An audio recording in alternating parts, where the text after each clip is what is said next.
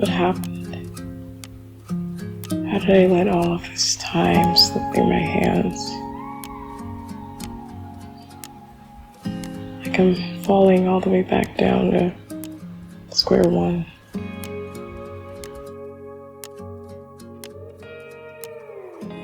Time is not going faster.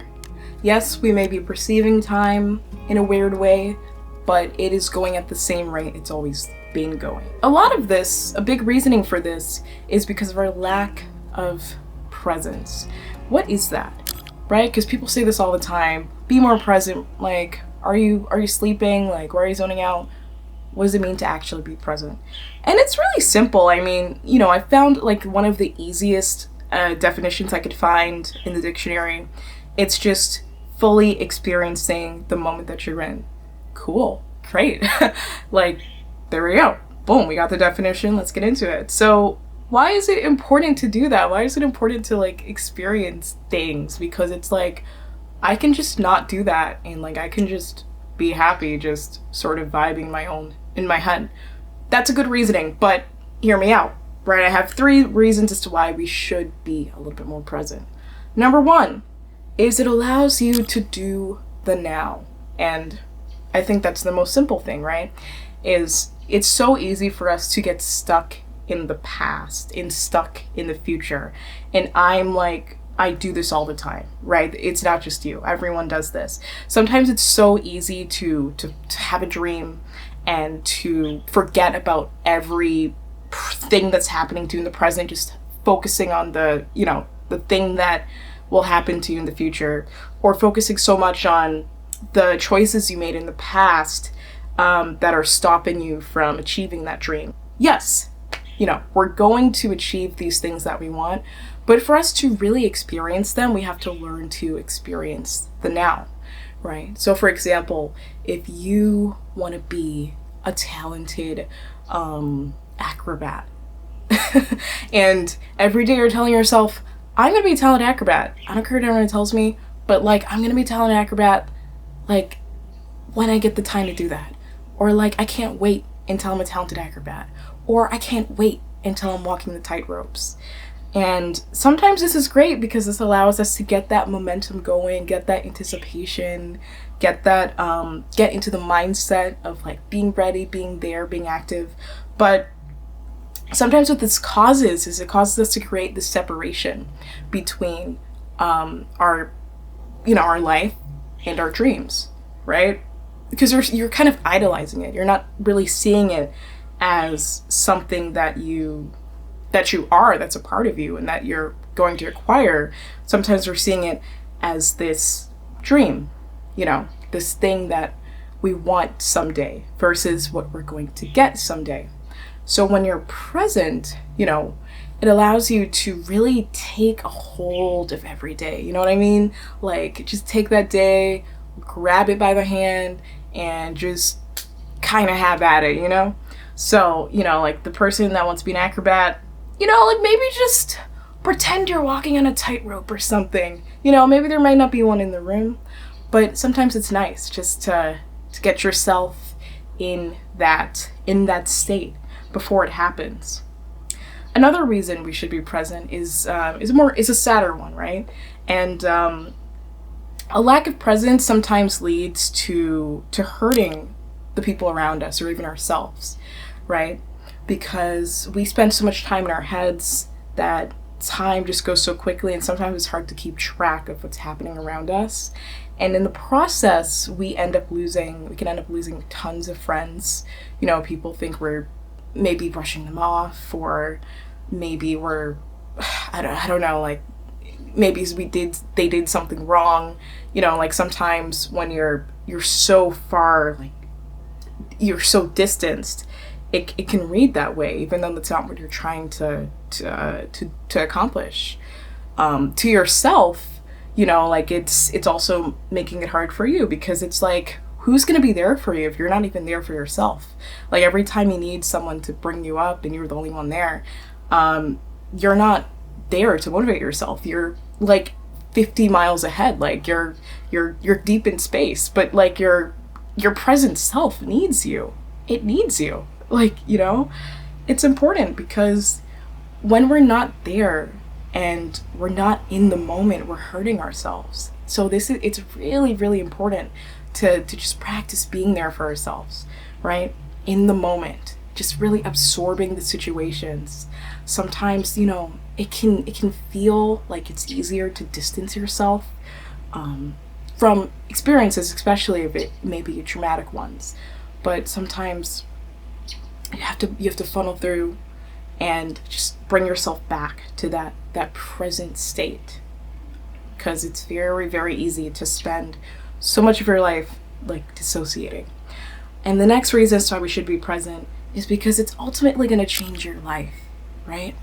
There's I've seen a lot of people stating how much they regret not living in the present. They regret like not being there, like they're in their 90s and they're finally experiencing what it's like to live. Because that's what it is. That's what being present is. It's to live. And they're finally experiencing that, and they feel this sense of this urgency, this sense of regret that they spent so much of their life living, in the void almost. It's really sad, even as when I was growing up, I was very depressed, and I didn't feel like a person. I felt like the Walking Dead. I felt like I was in a limbo. Like, even though people were right there connecting with me face to face, I felt like I was like 50 feet away, And when you're present, when you learn to be there for yourself, it's gonna help you, it's gonna change your life, and it's gonna even do some things now. It's gonna boost your memory overall because, I was present there. Yeah, I remember that. It's gonna give you more motivation just to live, to go on, to do things. There's so many positive benefits. And yeah, so now that we got the benefits, how do we actually be more present? Like, what do we do? And it's simple. So I have a couple things that you can try out that may help, and if they do, you should let me know. But my first one is a big one: mindful breathing and meditation. Yes, I know people always talk about this, and it gets annoying because people are like, just find your zen, like, just like breathe, and like everything's gonna be better. And yes, as much as we hear this over and over and people talk about it over and over, it's actually really helpful. So when I started meditating, I'm telling y'all, it changed my life. Like, I was, my granddad had died that year, and I was like going through a big transitional phase of my life, and I just said, you know what? I'm gonna just practice journaling every morning and meditating. And I did that for like 3 months straight. And like, let me tell you, I was like probably the happiest that I was in my life. Just breathing for a couple minutes in the morning, like meditating, like writing down a journal entry, like it it really helped me out. And I'm not as consistent as I used to be, but whenever I just take a couple minutes to play some calming sounds that comfort me or remind me of a happy place, and I just close my eyes, like, it makes me feel like I'm a new person. So I highly recommend it. You don't have to do it every day, like 3 times a day, every week. Just do it whenever you feel driven to just slow down and breathe for a bit. That one's a good one. Here's the next one. This one is a little more elaborate, and it's being creative. Be a creative person. I mean, a lot of people are like, I'm not creative, like I can't make things, like it's not for me. It's for everybody. There's always a space in the creative community for every single person. There's so many things you can do to express yourself. But learning at least just one creative hobby, what that does is that's going to give you a nice, positive, reaffirming outlet, right? So try to adapt like your creative activity. Singing, that's a really good one. I love singing. Personally, when I'm very sad, when I'm like like at the precipice of like just like a panic attack, I just start singing. Sometimes I'm like outside walking on the sidewalk, or I'm in my room at like 3 a.m, or I'm like in a bathroom and I just start singing to myself. And some people might look at me like I'm a crazy person, but it helps. Singing is a really big creative outlet for me. I also recommend theater. Yeah, I mean, that one, is a little more intense, you know, especially if you want to do like some sort of community theater stuff. It's a big commitment, but it's a huge outlet because you get to find like a huge community of people. You get to work together. It like teaches you teamwork, like memory, focus. That's a good one. Painting. You don't have to be good at painting to like enjoy doing it. I think that's a good outlet as well. Just something that requires you to spend some time with yourself, right? Something, because even like in the social creative activities, you still have to spend some time to sit with yourself and to plan, to vision, to work towards a goal. I recommend that. So being creative, being mindful. The next one is connecting with nature. Ding, ding, ding. This one is something that is so easy to not do, and when you do it, you're like, how did I not think of this? You know, go outside. People are saying go touch grass. Go do that. Like, now this one is harder because I know some people live in like cities where like maybe there may not be as much parks or nature and stuff like that. But I'm sure there's probably something maybe within like a mile or two, you know, even if it's a little bit further out to like to find one of these parks. I recommend just going on that trip, like just going outside. And let's say you do live in a big city, you don't really want to go too far, you know, out of the area just to like touch grass. Just go outside and find a bench, watch the cars that are passing by, you know, watch the way the sounds of the city changes, like from the daytime to the nighttime. You know, it's not the same as like sitting out in a park, but it's still like connecting yourself with the universe and the world. It's really therapeutic. And I recommend doing this for a few times without music, like just sitting and listening to the things around you. It's nice. It helps you to connect and be more in tune. And yeah, the next one is, and the last one, is accepting imperfections.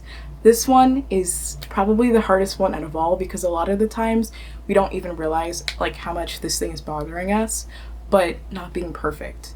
Even if you're not a perfectionist, it's so easy to fall into the trap of perfectionism, wanting to be perfect, wanting to get everything done in a particular way, or just being scared to start something new.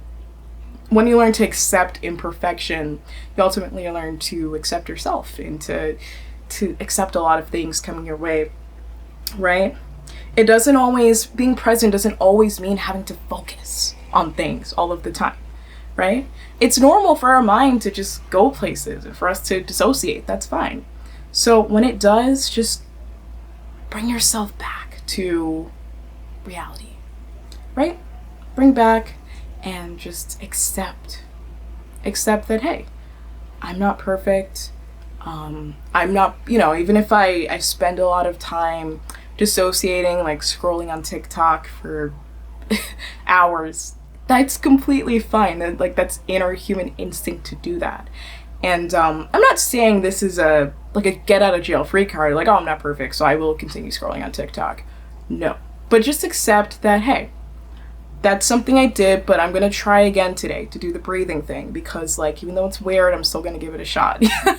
You know, like, it's more along that lines. And yeah, once you do one of those 4 things, you should hopefully be able to connect with yourself a little more and feel more present in our day-to-day life.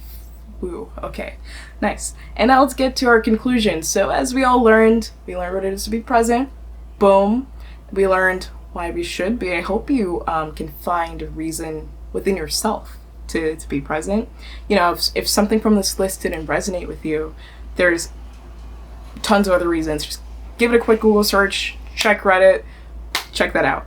And definitely find some ways to help you come back to reality. So these are just 4 things that I thought were nice, but there's so many lists and things, and try even just talking to like an AI, like ChatGPT. They could probably give you some suggestions and help you out, find a Reddit post or something, and yeah, see what it does for you.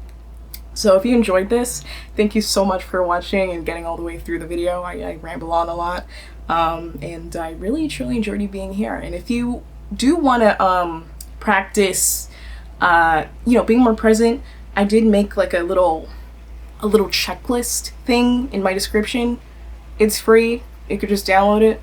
Boom. Maybe it'll work for you. Maybe it won't. But yeah, thank you so much for watching this video again. And of course, I will see you around. Goodbye.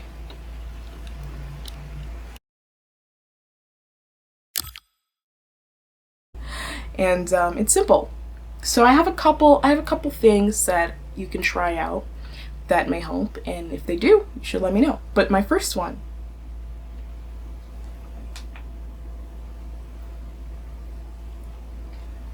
I'm